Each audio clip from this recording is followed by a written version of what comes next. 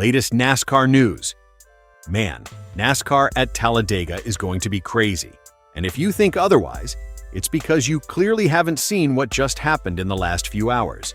Ricky Stenhouse Jr. just spoke openly about a problem that no one in the sport wants to admit exists. And what he said changes the way you're going to watch Sunday's race. Then, Kevin Harvick jumped right into the fray between Kyle Busch and Denny Hamlin. And the stance he took is not what anyone expected. And Busch himself just fired off a direct criticism of the major rule change NASCAR made for this weekend, which should have all fans seriously questioning things. Subscribe so you don't miss a thing. Let's start with Stenhouse, because what he just revealed about this car could completely change this race. All right, let's talk about something every NASCAR fan has noticed, but nobody at the top seems to want to fix: the fuel-saving problem at Talladega.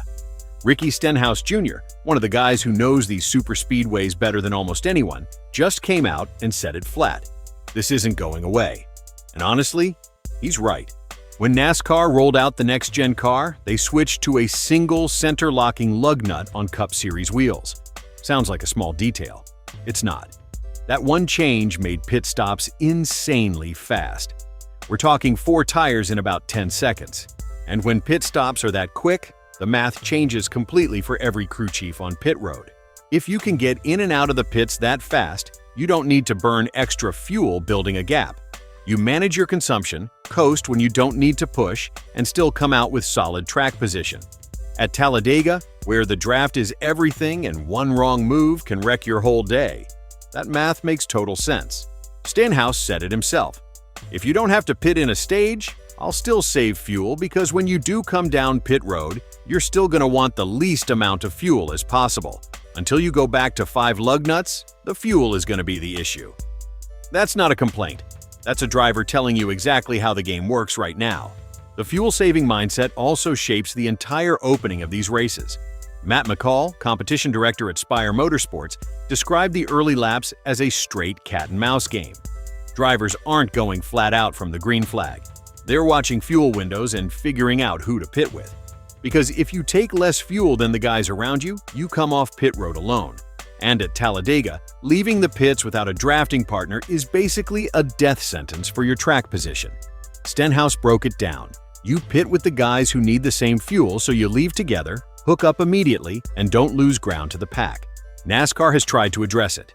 The Jack Links 500 this weekend runs a different stage format: 45, 98, then 45 laps, designed to break up fuel windows and make it harder for teams to plan around saving gas. But here's the brutal truth. As long as pit stops take 10 seconds, the incentive to save fuel isn't going anywhere. The structure of the stage can change all at once. The root of the problem is still sitting right there on the wheel. For fans expecting pure, aggressive, door-to-door super speedway racing from lap 1, the early laps will look controlled. That's not the drivers being boring. That's survival mode. Once the fuel windows close and the race gets to the final stretch, that's when Talladega turns into the chaos we all love. But getting there, it's a calculated, patient grind. And until NASCAR changes the hardware, that's exactly how it stays. But if you thought Stenhouse was bold, wait until you hear what Harvick just dropped. Because this Kyle Busch and Denny Hamlin situation just got a whole lot messier. And there's one detail nobody is talking about that changes everything. Okay, here's where things get spicy. Busch and Hamlin have been going at it through the media all week. No face-to-face, just pure back and forth through interviews and podcasts. And now, Kevin Harvick threw himself right into the middle of it. On his Happy Hour podcast, Harvick didn't dance around it. He picked a side. That side was Kyle Busch. Here's how it started. Hamlin went on his Actions Detrimental podcast and basically said, Busch is cooked, washed up, can't drive anymore. The kind of comments that would set anyone off, let alone a 2-time champion with something to prove. Busch fired back in an interview with Sean Hannity. He's got his own podcast and he's been running his mouth lately, so he might get run into again. He's been telling me that I'm washed up and I can't drive anymore. Direct, clear, very Kyle Busch. Then Harvick enters the chat. He said if he were in Kyle's shoes, he'd have reacted the exact same way. Maybe worse. He brought up Dover from years back, saying he probably would have put Hamlin into the wall. His words, I like both guys now, but, 2006, I probably would have smashed him. He also made a fair point. Hamlin is juggling co-owning 23 Essex Racing and running a podcast, and sometimes that podcast gets him into trouble he doesn't need. Now for context, Busch's slump is very real, and it's been going on for a while. He hasn't won since June 2023 at Gateway. That's 102 races without a victory. He's sitting 27th in the standings after 9 races this season and might miss the playoffs for a 3rd straight year. But here's the part that makes this story even richer.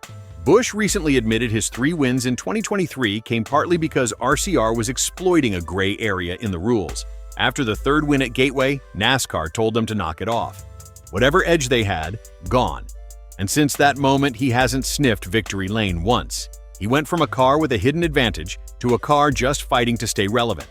Hamlin knows that history, which is exactly why those podcast comments landed so hard, and why Busch wasn't going to let them slide. And speaking of Talladega changes that might not fix anything, Busch isn't done talking. Right after going after Hamlin, he turned around and fired a shot directly at NASCAR's new format for this weekend, and he did not hold back. NASCAR came into Talladega weekend with a plan. They heard the fuel-saving criticism, read the room, and changed the stage format for the Jack Links 500. Instead of 2 60-lap stages and a 68-lap final, this weekend runs a massive 98-lap opener, followed by 2 45-lap stages. The idea: make the first stage so long that crew chiefs can't map out a clean fuel strategy, then let the short final stages turn into flat-out racing. Busch doesn't buy it. I don't think changing the stage lengths will make a difference. The purpose is to make crew chiefs not have an idea of how to strategize fuel saving. But trust me, they'll figure out a way. And it's hard to argue. These crew chiefs are some of the sharpest strategists in motorsport. Give them a new format Monday and they'll have it cracked by Friday practice. Todd Gilliland backed that up, pointing out teams will just shift the fuel-saving phase into the long opening stage. Track position gets decided during 98 laps of part throttle chess, and by the time the short final stages arrive, the field is already set. The passing problem doesn't get solved, it just moves earlier in the race. Busch also made the passing issue crystal clear. The only real way to gain spots right now is in the pits, short filling and jumping guys while they're stationary. Once everyone's back on track running part throttle, there's nowhere to go. The bottom lane stays locked, momentum is impossible to build, and real on-track battles basically disappear. NASCAR EVP John Probst is optimistic the new format shakes things up, and maybe it will. But when the drivers are already telling you they'll find a workaround, that's not a great sign. Look, NASCAR is trying, but when drivers themselves say the fixes won't work, that's a real problem. So my question for you, is fuel saving killing the sport, or is it just part of the game now? Drop it in the comments and subscribe, because Talladega weekend is just getting started.